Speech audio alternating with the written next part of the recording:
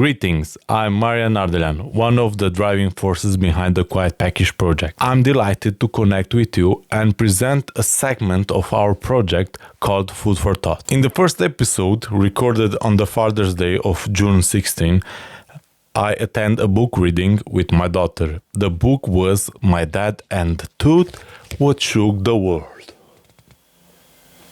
Yeah, you know what it's about. It's a dad and a fart who destroy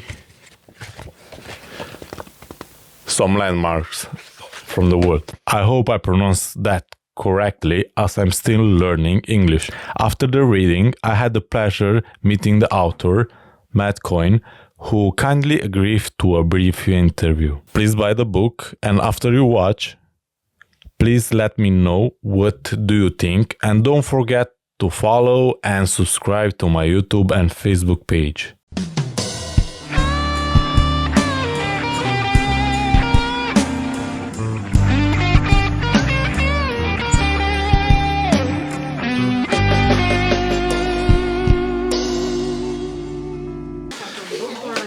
Hi, this is Quite Peckish Project. I'm here to present a book which is about a father.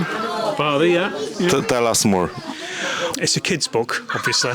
It's about a dad who does a fart that's so big that it travels all the way around the planet, destroying different landmarks. So it kind of bends the Eiffel Tower, the nose falls off the Sphinx. It's it's a very sophisticated very literary book, but yeah, it's funny. Well, fingers crossed. That's the idea. I do think that kids love kind of anything to do with even the adults was laughing about it. Well, even more the adults seem to like it. I try to put in some gags and jokes for the adults as well, rather than just for kids, and things that the references they'll get. I like that when that happens in kids' books. You know, when you're reading a kid's book to your kid at night and stuff, it can be quite a boring thing to do sometimes. I know you shouldn't really say it, but sometimes you're reading away and you're thinking it's the same thing over and over again. But to be able to sometimes just catch an in-joke that only adults get, I really like that in books. So I've tried to include that a bit as well. But yeah, My Dad and the Toot That Shook the World is the name of the book. Yeah. I'm going to show the image with the book. Oh, good. And what is next? My Dad and the Toot That Shook the Universe, or the Galaxy. We're not sure about the title yet. I think it'll probably be Galaxy because it's just going to affect our solar system. Yeah, I think it's better. Yeah, I've almost completed the words for it. That's the bit that takes no time at all, really. It's the guy who illustrates it is a fellow called Richard Merritt, who's brilliant. I think he's great, and he then spends the next sort of 8 or 9 months illustrating it and creating it, making it look the way that it looks now, which I think is really colourful. It really stands out on the shelf and stuff like that. And yeah, it's ended up being something I'm really proud of, which is a weird thing to say about a book that's just about farts. But it's an interesting book, and you can learn things. I mean that was quite important to me, I think, because it crosses the world. You kind of learn about landmarks and capital cities and things like that, and the idea that it's not going to. No one's going to get a geography degree from reading this, but you can learn a little bit while you're having a bit of fun. Yeah. And that's the idea with the next one, the Galaxy book as well, that you can learn about the planets and you can learn about the solar system and that sort of stuff. And the asteroid belts. Yeah. But I know we talked earlier on, didn't we, about we talked earlier about potentially doing a multiverse one, which I think is a great idea as well, a great way of introducing kids to little bits of physics, nothing too complicated. Stephen Hawking.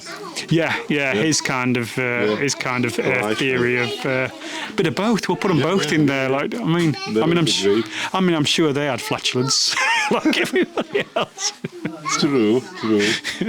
Yeah, so theoretically it'll be a series that keeps going for each Father's Day. One of the reasons why I really wanted to do it, to be honest, is because there's this problem with dads not reading to their boys. Yeah. Statistically, it's a real problem. They don't read as much as they should do, and so I figured what is likely to get dads and boys in particular to bond over their reading, and it's going to be farts and things like that, and because toilet humour is the thing that will bond them. You know what I mean? So theoretically, there's a heart behind it as well. It's not just a joke book. It is that idea of trying to get them to read and trying to get them to read from a young age, which I think is really, really important. You know, it is fun. I don't know if it's universe, because I was thinking to write a book for my daughter, right? But with her. See, I think it's a lovely thing to do. I mean, there's a lot of my little boy Charlie in this. It's the things that testing what he liked and what he didn't like, and immediately discarded things that he didn't find funny or whatever. And I do that with a lot of my writing. Actually, check with him and make sure. And it's as well as sort of reading to your kids. I definitely encourage writing with your kids. I think it's a brilliant thing to do. You know, and especially getting them to illustrate bits that you write as well. I think it's a really fun thing to do. Working with their imagination. Yeah, exactly right. Yeah. And when we've been talking about doing like the Galaxy book or the Multiverse book and things like that, it's got 1,001 ideas because they kind of have at that age. You know, when you're in like a boring meeting and someone's very much like, there's no bad ideas. It never even occurs to a kid that there's a bad idea, so they throw everything into the mix, and and that's where you get some really, really good imaginative ideas from. I see that a lot in loads of kids' books, even going up to young adult books, where the inspirations come so much from their own children or from children they mix with. I think it's a really untapped resource, is kids' imaginations. Exactly. It really is. Exactly. Where we can find the book to buy? Hopefully everywhere. Hopefully, I mean, it's been picked up really well by. You can find it in supermarkets, and I'll not mention the big river site, the big.com site, because I really encourage people to use independent bookshops as much as they can. We've got a great one in Barnsley. We've got a couple of great ones in Barnsley. There was a period when I first started writing that there wasn't a bookshop in Barnsley, which I thought, and the only place you could get a book at that point was W.H. Smith, and then that closed as well. So there was a point at which you could not get a book in Barnsley, which was a terrible thing. Now we've got a couple of really good independent bookshops. I mean, we're stood here in the book vault in Barnsley, which is it's all about really supporting that. Otherwise, it's not going to be there anymore. You know, so if you want to buy the book or any book, then check out Barnsley Book Vault. It's slap bang in the centre. It's very, very reasonably priced. It's a really, really good good atmosphere. They're very, very welcoming. We've had a great event here today to help out on Independent Bookshop Week and to promote the book as well. But it's been great. It's a really, really nice community space. So I'd encourage people to buy it from their local indie if you can. Thank you for this opportunity. No worries. And I didn't present you. You are Matt Coyne. That's my name. Yeah. Nice to meet you. Lovely to meet you too. Thank you so much for coming down. Appreciate it. Yeah. Thank you to having us. Yeah. Thank you.